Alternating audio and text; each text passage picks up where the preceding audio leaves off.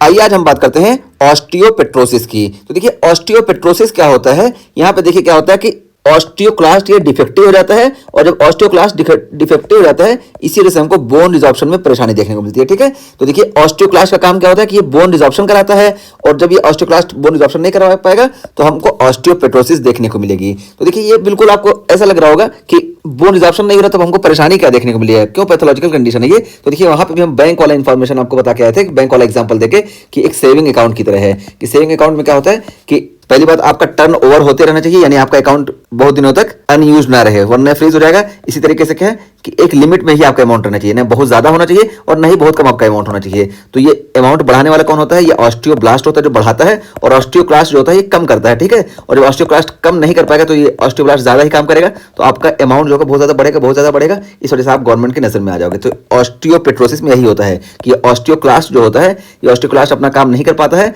और जब ऑस्टियोक्लास्ट अपना काम नहीं कर पाएगा खाली ऑस्टियोब्लास्ट काम करेगा, तो हमको जो मैक्सिमम लिमिट है वो एक्सीड होती दिखाई देगी, इस वजह से गवर्नमेंट पकड़ लेती है। तो ऑस्टियोपेट्रोसिस में यही होता है कि ऑस्टियोक्लास्ट काम नहीं कर पाता है, इस वजह से हमको परेशानी देखने को मिलती है। तो यही बताया गया कि डिफेक्टिव ऑस्टियोक्लास्ट हो जाता है, इस वजह से बोन का रिजॉर्प्शन नहीं हो पाता है।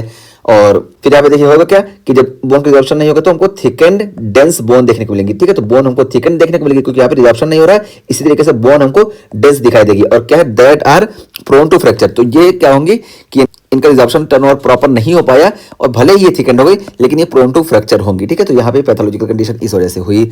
और उसके बाद फिर देखिए यहाँ पे अब इसके पैथोफिजियोलॉजी की बात की जा रही है, पूरा बताएगा पैथोफिजियोलॉजी कैसे कि देखिए म्यूटेशन हमको देखने को मिलता है ऑस्टियोक्लास्ट में। ऑस्टियोक्लास्ट में जब म्यूटेशन देखने को मिलेगा तो क्या होता है, ऑस्टियोक्लास्ट में कार्बोनिक एनहाइड्रेस एंजाइम प्रेजेंट होता है। ये कार्बोनिक एनहाइड्रेस देखिए वाटर और कार्बन डाइऑक्साइड का इस्तेमाल करके ये देखिए ये बाइकार्बोनेट और प्रोटॉन का फॉर्मेशन करता है। ठीक है, ये प्रोटॉन है तो बाइकार्बोनेट और प्रोटॉन का फॉर्मेशन करता है, और हमको मालूम होना चाहिए कि ऑस्टियोक्लास्ट जो होता है ये एसिडिक इन्वायरमेंट में ही काम कर पाता है। ठीक है, तो एसिडिक इन्वायरमेंट बनाने के लिए खुद जो है कार्बोनिक एनहाइड्रेस का इस्तेमाल करके एसिडिक इन्वायरमेंट क्रिएट करता है और काम करता है। लेकिन यहाँ पे म्यूटेशन की वजह से ये कार्बोनिक एनहाइड्रेस जो है काम नहीं कर पाएगा, और जब कार्बोनिक एनहाइड्रेस काम नहीं कर पाएगा तो ये प्रोटॉन नहीं बनेगा, यानी एसिडिक इन्वायरमेंट क्रिएट नहीं होगा। इस वजह से ये ऑस्टियोक्लास्ट जो होगा ये अपना काम नहीं कर पाएगा। ठीक है, तो ये इसकी पूरी पैथोफिजियोलॉजी होगी। तो देखिए ये बताया गया कि mutation impair ability of osteoclast to generate acidic environment necessary for bone resorption. तो बोन रिजॉर्प्शन के लिए जो एसिडिक इन्वायरमेंट है ये नहीं क्रिएट कर पाएगा इसी कार्बोनिक एनहाइड्रेस 2 के एब्सेंस की वजह से, इस वजह से ऑस्टियोक्लास्ट अपना काम नहीं कर पाएगा।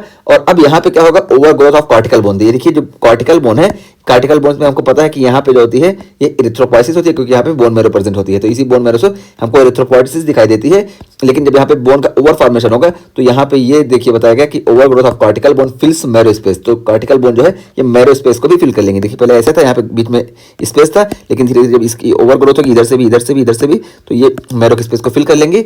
इस वजह से क्या होगा, हमको पैनसाइटोपिनिया देखने को मिलेगा। ठीक है, तो पूरा मेडुलरी कैविटी खत्म हो गई और बोन मैरो खत्म होगी, इस वजह से हमको पैनसाइटोपिनिया देखने को मिलेगी। सारी सेल लिनिएज जो है हमको ये कम देखने को मिलेंगी, और जब पैनसाइटोपिनिया देखने को मिलेगा इसी वजह से हमको एक्स्ट्रा मेडुलरी हेमेटोपोइसिस देखने को मिलेगी। ठीक है, तो एक्स्ट्रा मेडुलरी हेमेटोपोइसिस हमको स्कल वगैरह से देखने को मिलेगा, और यहाँ पे आपको साल्ट पेपर अपीयरेंस वगैरह जो एक्स्ट्रा मेडुलरी हेमेटोपोइसिस के सिम्टम है ये सारे देखने को मिलेंगे। और उसके बाद देखिए क्या बताया गया, can result in cranial nerve impingement and paralysis due to narrowed foramen. तो देखिए हमको क्रेनियल नर्व का इम्पीजमेंट या पैरालिसिस भी देखने को मिल सकती है। और क्यों देखने को मिलेगी, क्योंकि जो फोरामेन है ये नैरो हो जाते हैं। देखिए ये जो फोरामेन है क्रेनियल फोरामेन, ये इसी के बीच से हमारे क्रेनियल नर्व आती है, और जब धीरे धीरे खाली बोन का फॉर्मेशन होगा, रिजॉर्प्शन नहीं होगा, तो ये जो है दोनों तरफ से हो जाएंगी, और ये जो नर्व यहाँ पे आ गई ये इम्पीज हो जाएगी, और जब और ज्यादा वो होगी तो ये पैरालाइज हो जाएंगी। तो यही हमको देखने को मिलेगा ऑस्टियोपेट्रोसिस में। ठीक है, तो ये हम यहाँ पे ये चीज बताएं। और इसमें देखिए हम बताएं सबसे ज्यादा कौन सी इफेक्ट होती हैं, तो 2, 5, 7 और 8 ये सबसे ज्यादा इफेक्टेड होती हैं। और यही सेम चीज हमको देखने को मिलता है पेजेट्स डिजीज में। देखिए हम आगे बात करेंगे, ये देखिए पेजेट्स डिजीज जिसको हम ऑस्टियाटिस डिफॉर्मेंट्स बोलते हैं, इसमें भी यही चीज देखने को मिलता है कि बाद में हमको खाली ऑस्टियोब्लास्ट की एक्टिविटी देखने को मिलती है। ठीक है, तो ये चीज हो गई हमारी ऑस्टियोपेट्रोसिस में।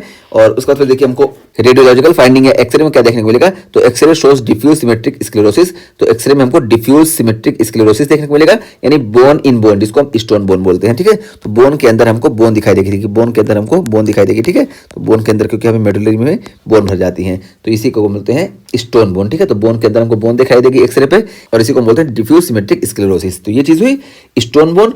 और उसका तो देखिए यहाँ पे ट्रीटमेंट की बात की जा रही है कि ट्रीटमेंट हम क्या करेंगे, तो बताया गया कि bone marrow transplant is potentially curative as osteoclast are derived from monocytes. तो देखिए हम बताते आ रहे हैं कि ऑस्टियोक्लास्ट जो होता है ये मोनोसाइट से ड्राइव्ड होता है, ठीक है। तो मोनोसाइट जब बोन में परमानेंट रेसिड्यू हो जाते हैं तो इसी को हम ऑस्टियोक्लास्ट बोलते हैं। इसी तरह से जब हम बोन मैरो ट्रांसप्लांट करेंगे ना, तो ये जो ऑस्टियोक्लास्ट म्यूटेट है ये पहले से, अब दूसरा ऑस्टियोक्लास्ट आ जाएगा, वहां पे कार्बोनिक एनहाइड्रेट 2 प्रोटीन होगा। इस वजह से बोन मैरो ट्रांसप्लांटेशन हमारे लिए बहुत ही पोटेंशियली क्यूरेटिव ट्रीटमेंट प्रोवाइड करता है, ठीक है। तो यही यहाँ पे इस लाइन में बता दिया गया कि बोन मैरो ट्रांसप्लांट हमारे लिए बहुत ही अच्छा ट्रीटमेंट है और यही पोटेंशियली क्यूरेटिव ट्रीटमेंट होगा। तो ऑस्टियोपेट्रोसिस में बता दिए कि यहाँ पे ऑस्टियोक्लास्ट की एक्टिविटी कम हो जाती है, इस वजह से सिर्फ ऑस्टियोब्लास्ट अनअपोज्ड अपना काम करता है, और जब अनअपोज्ड अपना काम करेगा तो बोन मैरो कम हो जाएगी। इस वजह से हमको पैनसाइटोपिनिया देखने को मिलेगा और एक्स्ट्रा मेडुलरी हिमेटोपाइसिस देखने को मिलेगी। इसके साथ साथ जो स्कल के फोरामेन है ये फोरामेन नैरो हो जाएंगे, और जब फोरामेन नैरो होंगे तो यहाँ पे क्रेनियल जो है इसमें हमको इम्पीजमेंट या पैरालिसिस देखने को मिलेगा, ठीक है। ये चीज़ हो गई। और हम इसकी पूरी पैथोपैथी बता दिए कि यहाँ पे कार्बोनिक एनहाइड्रेट 2 जो होता है ये म्यूटेट हो जाता है, इस वजह से ये जो होता है H+ का प्रोडक्शन नहीं हो पाता है, इसी वजह से ये ऑस्टियोक्लास्ट अपना काम नहीं कर पाता है, ठीक है। तो ये पूरा हम बता दिए। और एक्सरे फाइंडिंग की हम बात होता है कि यहाँ पे हमको सिमेट्रिक स्क्लेरोसिस, जिसको हम बोन इन बोन या स्टोन बोन बोलते हैं, ये हमको देखने को मिलेगा। और ट्रीटमेंट बताया कि बोन मैरो ट्रांसप्लांट इसका पोटेंशियली क्यूरेटिव ट्रीटमेंट है।